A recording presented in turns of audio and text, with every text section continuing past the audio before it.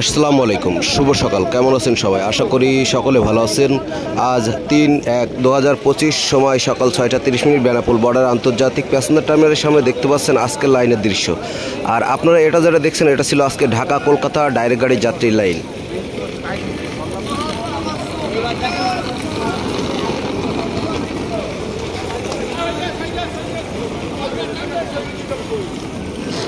দেখতে পাচ্ছেন ঢাকা কলকাতা ডাইরেক্ট গাড়ির যাত্রী লাইন। আর ঢাকা কলকাতা ডাইরেক্ট গাড়ির যাত্রীর লাইন ছাড়ার পরেই কিন্তু আপনার যে সাধারণ যাত্রীর লাইনটা কিন্তু ছাড়বে।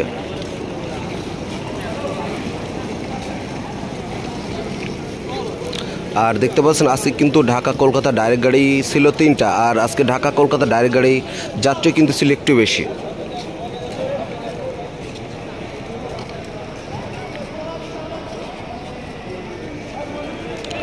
আর 3টা গাড়ি ছিল, একটা ছিল রয়্যাল মৈত্রী আর 2টা ছিল শ্যামলী এনআর সৌহার্দ্য।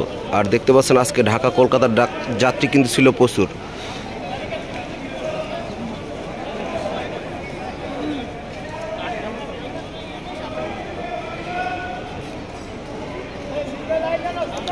আর যেহেতু যাদের ভিসা শেষের মুখী তারা একবারের জন্য হলেও কিন্তু ইন্ডিয়াতে ঘুরে আসার চেষ্টা করছে। আর ভিসা জটিলতা আছে, এই জন্য কিন্তু সাধারণ যাত্রী কমে গেছে।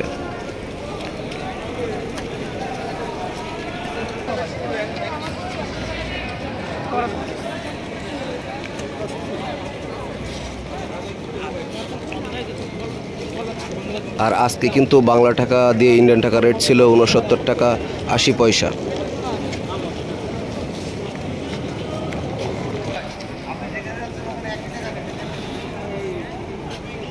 আর দেখতে পাচ্ছেন এটাই কিন্তু ছিল ঢাকা কলকাতা ডাইরেক্ট গাড়ির যাত্রী।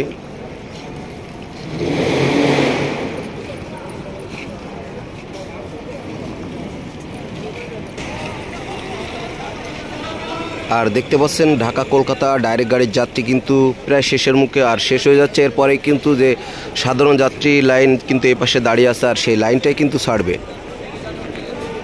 চলেন আপনাদের দেখায় আজকে বেনাপোল বর্ডারের সর্বশেষ কী অবস্থা ছিল। আর দেখতে পাচ্ছেন এটাই কিন্তু ছিল আজকে বেনাপোল বর্ডারের সর্বশেষ অবস্থা। আর কেউ কেউ ভাই কমেন্ট করছেন যে পুরাতন ভিডিও দিই। ভাই বেনাপোল বর্ডারের প্রতিদিনের আপডেট ভিডিও কিন্তু আমি দিয়ে থাকি।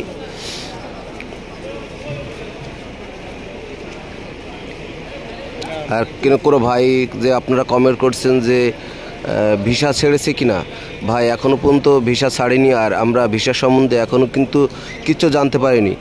যদি জানি আপনাদের অবশ্যই জানাবো।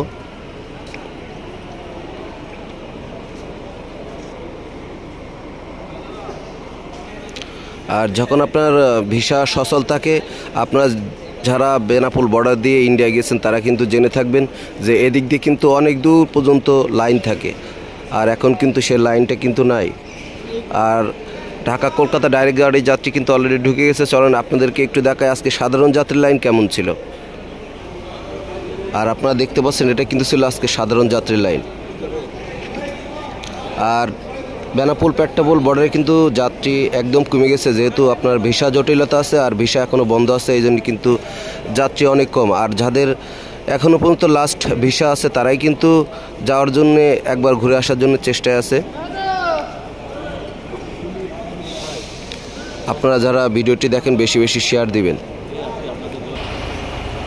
আর দেখতে পাচ্ছেন এটাই কিন্তু ছিল আজকে বেনাপোল বর্ডারের সাধারণ যাত্রী সর্বশেষ অবস্থা।